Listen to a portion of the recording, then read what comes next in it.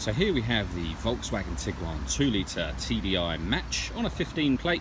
I'm going to start off by showing you around the outside of the car, and then we'll hop in and run through some controls on the inside. But from the outside you can see that it's a 5-door car with alloy wheels and tinted windows. Let's start off inside the boot and then work our way around the rest of the car from there. So as we approach the back of the car, you'll see we have reversing sensors as well as plenty of boot space and that 60/40 split folding rear seat. And then underneath this tray section we have a space saver spare wheel.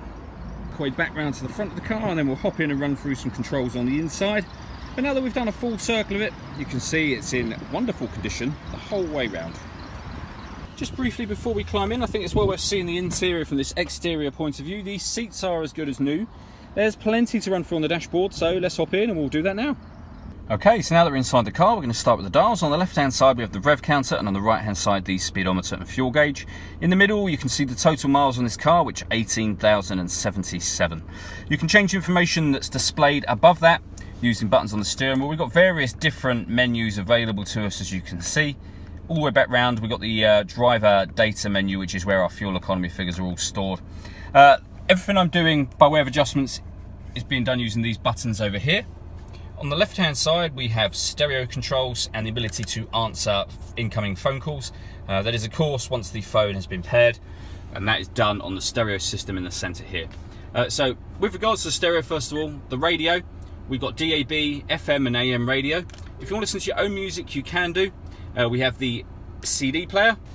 There's also auxiliary input just there, and then a media input device in the central armrest, which I'll show you in a moment, that covers USB input and various different phone inputs. There's all different sorts of cables you can have attached to there.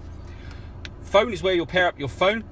Satellite navigation, there's a full video showing that working on our website. Working our way down, we've got the dual zone climate control, so you can adjust the temperature on either side of the car. Fan speed is adjustable in the middle.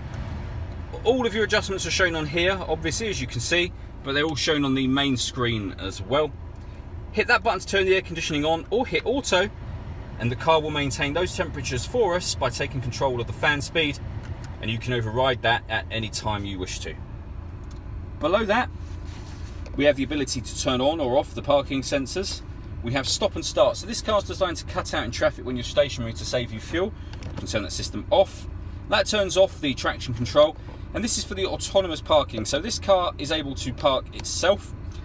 There's a video showing this working on our website, well worth checking that video out. But you can see just there, it tells you what to do. So reverse, indicate and engage reverse gear. It will show you what gear to be in. All you have to do is accelerate and brake. The car will do the steering for you. And you can turn that system off by pressing the same button again.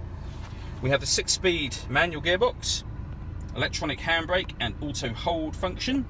And then in the central armrest we have the media input. So you can see there's a cable attached at the moment that's got the USB on the end, and then it comes with one other cable, although you can buy these cables from Volkswagen, so you get one that will specifically fit the device that you want to connect up. That one there is obviously for the modern iPhone attachments, as you can see on the end just there.